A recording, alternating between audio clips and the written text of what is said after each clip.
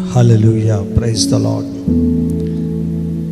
ఈ ఉదయకాలమున మరొకసారి దేవుని వాక్యము ద్వారా మీ కుటుంబాల్లోనికి దేవుని వెలుగును విడుదలవుతుండగా మీ అందరి కుటుంబాలు వెలిగించబడాలని ప్రభువైన యేసుక్రీస్తు నామమున వేడుకుంటున్నాను. ఈ ఉదయకాలమున నీ అద్భుతము నీ నోటిలోనే ఉన్నది.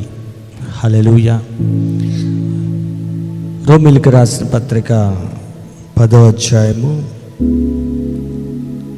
8వ వచనము అదేమని చెప్పుచున్నది, వాక్యము నీ యొద్దను నీ నోటను నీ హృదయంలోనూ ఉన్నది, అది మేము ప్రకటించు విశ్వాస వాక్యమే. హల్లెలూయా.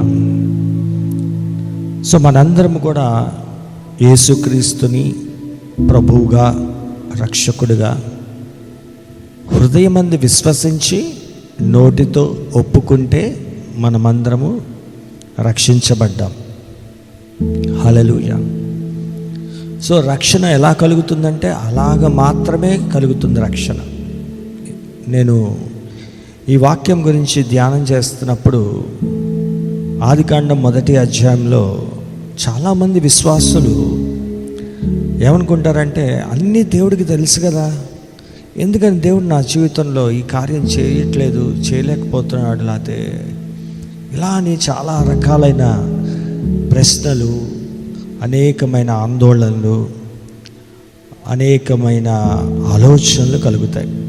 అయితే ఈరోజు నేను ఆలోచించాను, ఇప్పుడు దేవుడికి ఆయన కను దృష్టి చూస్తే చాలు కదా, జరిగిపోవాలి కదా ఏదైనా కానీ. మరి 1వ అధ్యాయంలో ఆయన వెలుగు కలుగును గాక అని ఎందుకు పలికాడు ఆయన? హల్లెలూయా.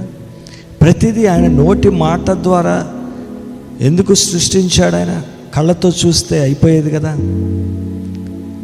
సో దేవుని పద్ధతిలో, దేవుని విధానంలో మనము చేసినప్పుడే, ఎందుకంటే ఆయన స్వారూప్యంలో సృజింపబడ్డాము కాబట్టి దేవుని విధానంలో మనము చేసినప్పుడే మన జీవితంలో కూడా అద్భుతాలు పొందుకుంటాం. లూకాసు వార్త 11వ అధ్యాయం 8వ వచనం కూడా, విత్తువాడు విత్తుటకు బయలు వెళ్ళారంట. లూకాసు వార్త 8వ అధ్యాయం 11వ వచనం, 8వ అధ్యాయము 11వ వచనము.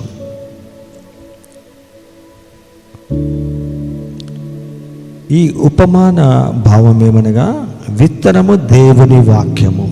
హల్లెలూయా. మన జీవితంలో మనకి పంట మనకు కావాలి అని అనుకుంటే ఖచ్చితంగా ఎవరైనా కానీ, అది నేనైనా మీరైనా కానీ, ఖచ్చితంగా దేవుని వాక్యం అనే విత్తనము మనము వెయ్యాలి. హల్లెలూయా. అంటే మన నోటి ద్వారా పలికి దానికి ఆ పంటను, మనం ఏదైతే పలికిన వాక్యము అది విత్తనం అవుతుందో మనం పొందుకునేది అది హార్వెస్ట్ అవుతుంది. హల్లెలూయా.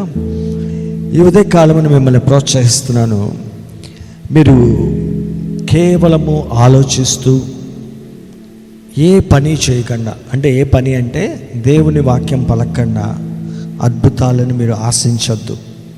హల్లెలూయా. ఎందుకంటే మనందరము ఎలా రక్షించబడ్డామో అది మాత్రం మీరు జ్ఞాపకం చేసుకుని, హృదయమందు విశ్వసించి నోటితో ఒప్పుకుని మనమందరం రక్షించబడ్డాం. ఈ ఉదయకాలమున మీరు ఏ పంటను ఆశిస్తున్నారో దానికి తాలూకా, అంటే దానికి సంబంధమైన విత్తనమే మీరు విత్తాలి. హల్లెలూయా. సో మీరు స్వస్థత కావాలి అని అంటే స్వస్థతకి ఏ విత్తనం విత్తాలి? యేసుక్రీస్తు వారు పొందిన గాయాలు బట్టి నాకు స్వస్థత అనే విత్తనం నువ్వు విత్తితే నువ్వు హీలింగ్ అనే పంటను కోస్తావు. హల్లెలూయా. నువ్వు క్రీస్తు మహిమైశ్వర్యంలోంచి నా ప్రతి అవసరము తీర్చబడుతుంది అనే విత్తనం వేస్తే నీకు కావాల్సిన ప్రతి సమకూర్పు క్రీస్తు మహిమైశ్వర్యంలోంచి సమకూర్చబడుతుంది. హల్లెలూయా. సో చాలామంది ఇలా వాక్యం విన్నప్పుడు చాలా సంతోషిస్తారు. అవును, ఈ రోజు నుంచి నేను పలికేస్తాను, పొందుకుంటాను. హల్లెలూయా.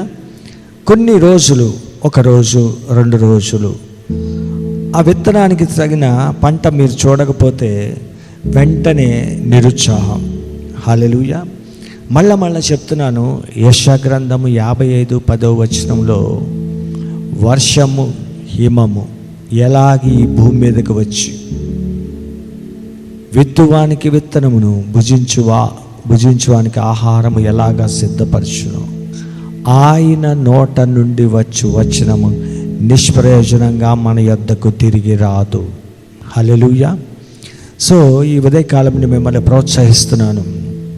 మీకు అందరికీ ఎక్కడో మీరు పలానా చోటకెళ్తే నేను అద్భుతం పొందుకుంటాను, లేదా ఇంకొక ఆ దూర ప్రాంతం వెళ్ళి అక్కడ నేను అద్భుతం పొందుకుంటాను, లేదా పలానా చోటకెళ్తే కార్యాలు జరుగుతాయంట. కాదు. ఈ ఉదయకాలమున నువ్వు ఉన్న చోటే చెప్పగలుగుతారా? నేనున్న చోటే అని చెప్పగలుగుతారా మీరు? నేనున్న చోటే నేను అద్భుతాలు పొందుకుంటాను. హల్లెలూయా. సో దేవుని యొక్క వాక్యానికి ఎటువంటి శక్తి ఉంది అని అంటే, క్రియారూపము దాల్చే శక్తి ఉన్నది. Creative power. హల్లెలూయా. నాతో చెప్పగలిగితే, క్రియేటివ్ పవర్ అని చెప్పగలిగితే, మీ నోట నుండి వచ్చే ప్రతి దేవుని వాక్యం అది నిష్ప్రయోజనంగా తిరిగి మీ యొద్దకు రాదు, కానీ అది క్రియారూపము దాల్చి మీ యొద్దకు వస్తుంది. హల్లెలూయా. ఉదయకాలమున మిమ్మల్ని ప్రోత్సహిస్తున్నాను. ఒకసారి చూద్దాం, లూకాసు సువార్త 8వ అధ్యాయంలోనే 11వ వచనం నుంచి. ఈ ఉపమాన భావం ఏదనగా, విత్తనము దేవుని వాక్యము త్రోవ ప్రక్క నుండి వారు వినువారు కానీ నమ్మి రక్షణ పొందుకుంటున్నట్లు అపవాది వచ్చి వాని హృదయంలో నుండి వాక్యం ఎత్తుకుని పోవను.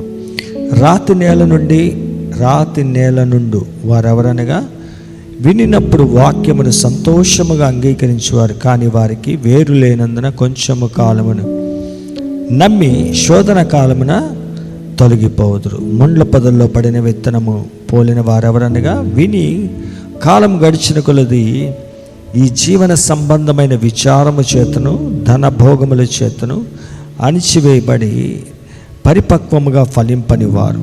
మంచి నేల నుండి విత్తనము పోలిన వారెవరనగా, యోగ్యమైన మంచి మనస్సుతో వాక్యం విని దానిని అవలంబించి ఓపికతో ఫలించువారు. హల్లెలూయా. హల్లెలూయా. ఈ వాక్యము ఎప్పుడు పనిచేస్తుందంటే, మొదటిగా వింటున్న వాక్యము మన హృదయంలో అది మంచి నేల మీద పడినప్పుడు, అంటే మొదటిగా నువ్వు పలుకుతుండగా మొదటిగా ఆ వాక్యము నీ హృదయంలో నాటబడుతుంది, అది ఫలించడం ప్రారంభించబడుతుంది. హల్లెలూయా. ఈ ఉదయకాలం మిమ్మల్ని అందరినీ ప్రోత్సహిస్తున్నాను. మీరందరూ కూడా దేవుని వాక్యాన్ని ప్రతిదినము కేవలము మీకు అవసరమైన సమయాల్లో, చాలాసార్లు ఎలా చేస్తారంటే, ఇప్పుడు ఏ విత్తనమైనా కానీ విత్తనము ఇప్పుడు నాటి దాన్ని ఇప్పుడే పంట కోయాలనుకుంటారు. సో ప్రతి దానికి కాలం ఉంది. సో మీరు విత్తుతుండగా, అంటే మీరు ఏ సమయంలో కావాలో దానికంటే ముందు నుంచే వాక్యాన్ని విత్తుతూ ఉండాలి. సో మీ జీవితంలో మీరు ఇప్పుడు పలుకుతున్న ప్రతి మాట, దేవుని మాట, అది పంటగా మీరు కోస్తారు. నేను చిన్న ప్రార్థన చేసి ముగిస్తాను. పరిశుద్ధుడా, జీవాధిపతి, నీకు వందనాలు. అవును తండ్రి, నీ బిడ్డలు ఈరోజు నుంచి వారి జీవితంలో వారి నోటి ద్వారా వాక్యాన్ని పలికి వారి జీవితంలో కావాల్సిన ప్రతి అద్భుతాన్ని వారు పొందుకొందుదురుగాక. యేసుక్రీస్తు నామమున ప్రార్థించి వేడుకున్నాను తండ్రి. ఆమేన్.